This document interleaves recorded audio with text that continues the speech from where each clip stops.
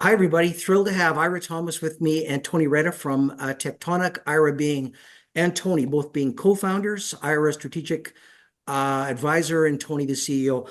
Want to just circle back, everybody. Early in the year, we've been in the fall rather. Beaver Creek is one of the most significant mining conferences that are out there. You were both there. Ira, you were chatting with me in a previous conversation. A couple things stood out for you there, and you want to just give everybody a quick outlook as to what you saw, what you heard, and what do you think it means for the junior mining market and gold in particular. Yeah, well, I think certainly there was a better sense of optimism than I've seen a while in the space. Obviously, we have not seen the junior sector really benefit from strengthening gold prices, but we have seen major companies moving and also the mid-tier over the last year, which we think is very positive. So we're hoping that that is going to translate into more interest in the junior sector. I think the other thing that stood out for me is just the number of corporates that were participating at Beaver Creek, and also the number of individual big names that were down there. We saw Frank Justra for the first time ever at Precious Metals, and that we saw as a very encouraging sign. Frank is well known for his ability to pick markets, both tops and bottoms, and for him to spend an entire week of his busy schedule taking meetings and looking at opportunities, I thought was very significant. That's interesting. So, Tony, you were there as well, and give us your thoughts in addition to that. Well, I would echo everything Ira just said and add to it from the tectonic perspective. It was the most meetings we've had on record. So this was Mhm. definitely a good sign of interest across the board, buy side, sell side, and corporates. It wasn't one specific group that dominated, I would say, at least from our meeting schedule, but a nice, Yeah. healthy balance across the board. So, Ira, you've obviously jumped in with both feet on the tectonic story. Why do you like this story? Very easy for Tony to really tell a good job as to why he likes it, but you've come on board. Tell us what jumps out and why coming out of Beaver Creek you're as optimistic as you ever have been in this market on tectonic. Sure. Well, there's lots of reasons. I guess first and foremost, with any junior story is the geology. I think Tony's got a belt scale opportunity with his land package in Alaska, but Yeah. as important, there's a real path to development for this portfolio. The portfolio is hosted on native-owned land, so Tony has agreements in place with Doyon First Nation, which really positively impacts the development schedule and also provides a lot of certainty as to the steps that we need to take this project forward and advance it into production. So that's another top reason for me. The third thing really is it comes down to the people. Tony has built a team. This is consists of a number of ex Kamenak people and technical expert and lots of technical expertise, and this is a group that understands what it takes to get a project from early stage discovery Mhm. through permitting and ultimately into development. So, Ira, if I'm just summarizing, then the path to development would be number one, metallurgy or the geology is number two. Tony, we're going to talk about metallurgy in a second here, and then a belt size opportunity. Tony, maybe extrapolate on this belt size opportunity for somebody looking at Tectonic, the flat project, and what you're doing in Alaska. Just expand on that point that Ira brought up.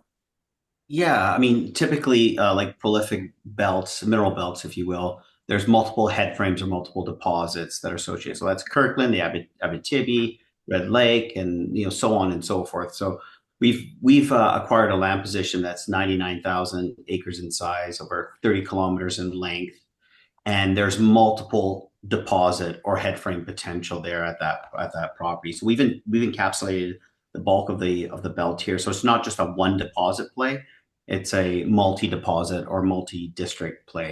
And the reason why that's important for us is that, to put it quite bluntly and simply and succinctly, no one Mhm. cares about small.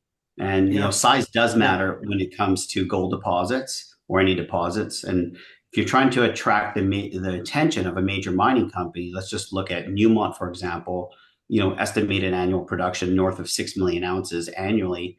They're not going to monkey around with something that's small in size. So that's okay. part one. So this offers a tier one opportunity. And I also found not through only my career, but through our entire team's career, is that you have the same challenges and headaches that you do with small scale deposits Yeah, as you do with large scale. yeah. The benefit that large scale deposits offers is that it can mitigate a lot of those risks or challenges and make them more manageable from at least from a desire perspective as well. So Okay, so hold that thought. We're going to come back to that in a second. Ira, let's come back. Major attraction. Are we at Tectonic at the point yet where the majors are sniffing around, or where they need to see more work on the ground? Or tell us your sense, because the interesting, I think you were saying the mid tiers, they're cash flowing with gold at this point, so they're probably looking to deploy it at some point. Is Tectonic at the stage yet where it would garner that interest?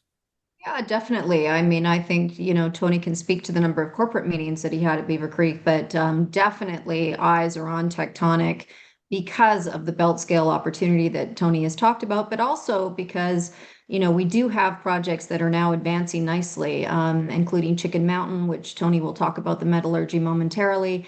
But, you can see a real tangible opportunity in front of us there that has, I think, garnered the interest of both the mid-tier and the major mining companies. Okay, so Tony, we've got an audience here yeah, likely of generalists as well as some obviously very, very sure. strong on the geology side. But just one of the things that you pounded the table on with me last time we chatted was the metallurgy. Yeah. Kudos to Jesse for highlighting that. Jesse is running the IR program, but very strong in geology. And Jesse, I think you said for me to make sure that we talk about the metallurgy that's going on there. So Tony, you want to talk about that a little bit? Yeah, I mean, again, regardless of what project you're looking at, metallurgy is one of the key economic drivers for any project. And for those that don't know, metallurgy is the ability or the method utilized to extract the mineral from the rock. And sometimes it's not that easy to get the mineral. So finding gold's great. Then Yeah. you got to find economic gold, which is ultimately what we're after. And how do you get that gold out of the rock? So that process of extraction, the quicker you can answer that question, the quicker you de-risk the project. And obviously present something that is quote unquote mineable. So before we put any drill holes into this thing, we utilized historical drill core to basically assess whether or not this project was free milling and what type of metallurgical processing methods were available to us. And that came back with insanely high, remarkable, fantastic results. 99% recovery, 97, 96% gold recoveries on average. Mhm. And then we took that. So that gave us the confidence to say, okay, let's now deploy some capital and go drill this for the first time. And before we did our second year of drilling, we took those metallurgical results and we looked at heap bleaching as a viable extraction method. And for those that don't know, heap bleach deposits are extremely coveted by major mining companies because they offer traditionally lower capex, lower operational costs, and higher margin. And So that comes back that to Ira, what you were saying. Sorry, Tony, hold on to that. But that comes back, yeah. Ira, to what you were saying, right? Is what the majors are looking for right now. So as Tony talked about, good metallurgy, potential heap leach, low costs would make us attractive, right? Yeah, and it's all about margin at the end of the day. High Yeah. grade, low grade, it doesn't so much matter. It matters about what kind of margin per ton of rock your project can deliver. And Mhm. higher margin projects are lower risk projects, and that is something that every major is looking for. So Tony, you've raised 3 million Canadian. You closed Yeah. in very tough markets, and congrats. I know it's always a balance when the valuations are so low. It's good to take money, but you don't want to take too much because of dilution, et cetera, et cetera. But you've opened up another $1 million. You're already halfway through that. Probably going to close that in the next 2 weeks or so. Today is October 16th that we're recording this. So what are you going to use the money for? And when can we see results? And do you think this is something that the market's going to be paying attention to? I think we froze there. Oh, we're back. Okay, great. I may have missed the last part of that question, but so you got all your numbers right. We're raising a bit more capital. Our goal was to utilize as much capital to go into the field, into drilling and exploration activities. I think that's, if you're a junior mining company, if you're not drilling or exploring, I mean, why the hell are you there? So that's essentially the intent of the capital to really do a fulsome program this year at our Flat Gold project. So is there anything happening in between now and the end of October? Did the month, I mean, here we are, the 15th, 16th. Is there things coming up in the next little while? Yeah, I mean, there's going to be a steady stream of drill results. from like, probably last week of October, first week of November, we'll have our first set of initial results out to the market, and then there'll be continuous drill results that follow for the remainder of the ensuing months in this year.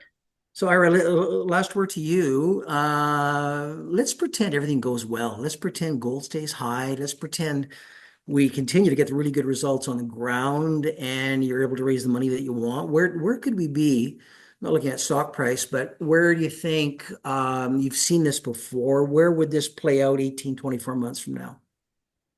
Well, I think that one thing that really distinguishes Tectonic through, challenging times, through good times, whatever market we're in, the company is committed to advancing the project and getting dollars into the ground. And I think that's what we've done really consistently since the company was formed. So we are going to progress this project over the course of the next 12 months, whatever market we're in.